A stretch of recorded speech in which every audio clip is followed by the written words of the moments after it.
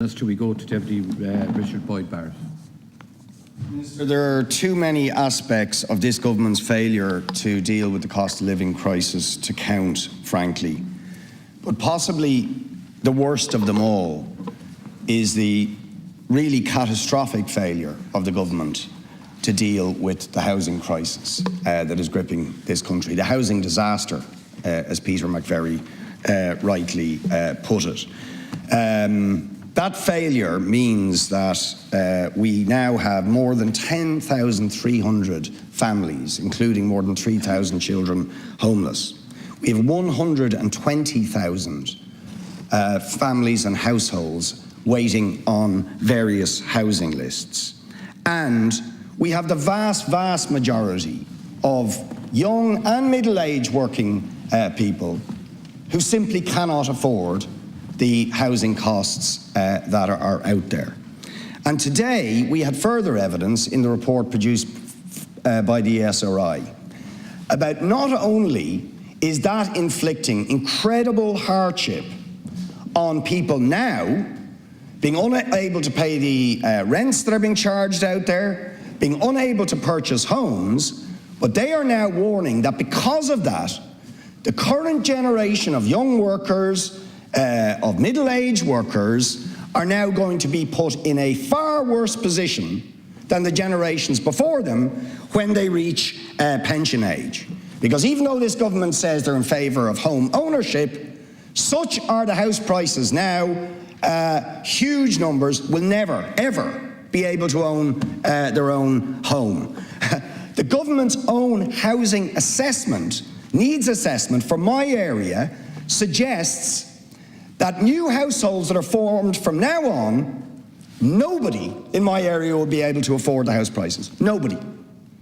And that means they will be prey to and trapped in a rental market when they become pensioners, when their income drops, and will be prey to the insecure possibility, even as pensioners, that they could be evicted. This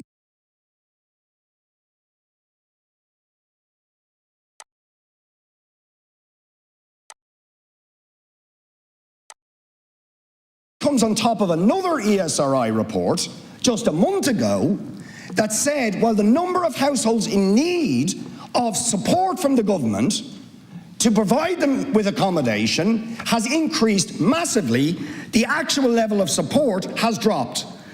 So that whereas 47% of people used to get social housing eligibility or support, that has dropped to 33%, a massive stealth cut in the housing support made available by the government.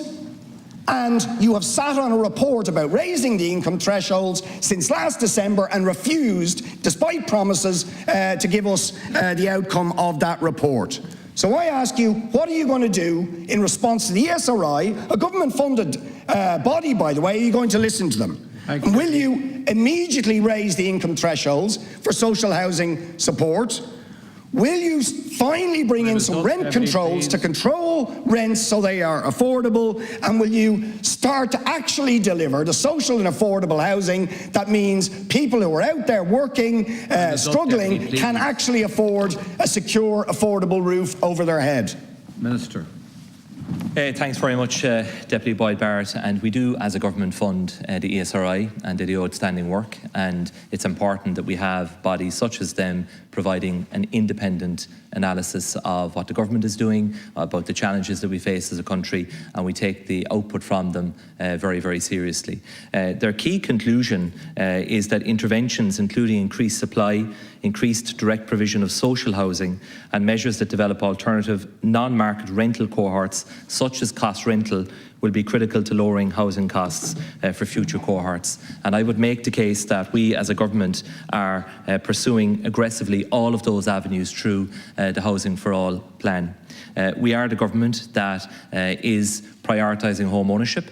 We're introducing new affordable housing initiatives. We will have the launch of the new shared equity first home scheme imminently by Minister Darragh O'Brien, which for a lot of people will provide an opportunity to bridge that gap between what they can currently afford to borrow under macroprudential rules and the amount that they have to pay for a home at this time. Now, it seems to be only the deputies on this side that see that as an issue and want to help individuals and couples in that situation. In addition, we now have the LDA, through their Project Tusig, identifying opportunities for development of social housing, of cost rental housing and of affordable housing, and they're moving on site across the country across a range of different schemes as well.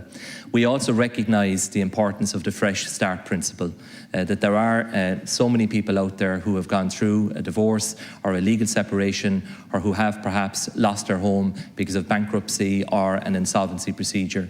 And Minister Darragh O'Brien has adopted this principle so that when it comes to all of the affordable housing initiatives that the government is rolling out, and indeed the local authority loan scheme, which has been improved, they are all being made available to people who need that second chance to purchase a home as well.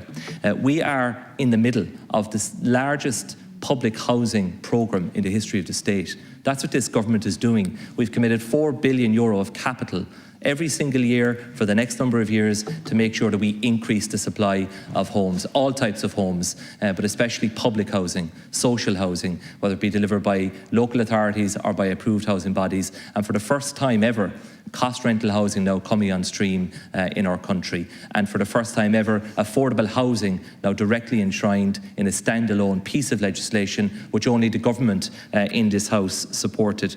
We want to get away from the short-term rental supports. I agree with you on that point. And when I look at what we're paying on HAP, 585 million of a budget this year, on RAS 133 million, rent supplement 80 million. The best way to get away from that is to build homes for our people, and that's what the government is focused on doing.